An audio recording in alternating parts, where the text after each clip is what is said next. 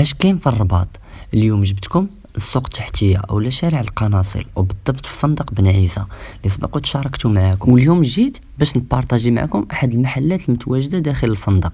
هذا المحل هو محل نورية، محل متخصص في الحلويات. هنا يمكن لك تاخذ سوا بلا ديتاي سوا بالكيلو، زائد انه باش كيتميز المحل اكثر هو انه ما تيخدموش الحلويات بالسكر، يعني تيخدموا بالعسل. غادي تلقاو عندنا بزاف انواع حلويات بحال حلويات اللوز او المانطارين الصابلي بالاضافه لانواع اخرى. اما بالنسبه للاثمنه فمناسبه، وهنا حاولت ناخذ بعض انواع الحلويات باش نتشاركهم معكم ونجرب هاد الكليسه الزوينه اللي عندها هنا اللي سميتها جلسه تذوق. هنا خديت هاد امونت بريستيج اللي مصوبه باللوز وكونسونطري ديال الفرامبواز، الثمن ديالها 6 دراهم. من بعد خديت هاد كعب غزال اللي تا هو باللوز وبالروح د الزهر، الثمن ديالو 5 دراهم. خديت ايضا هادي اللي مصوبه باللوز ايفيلي وكونسونطري بالقهوه والكاكاو، فوق منها كركاع، والثمن ديالها 7 دراهم. اما بالنسبه في المشروبات فكاين اتاي وكاين القهوه. بالنسبه لي انا خديت القهوه والثمن ديالها 10 دراهم.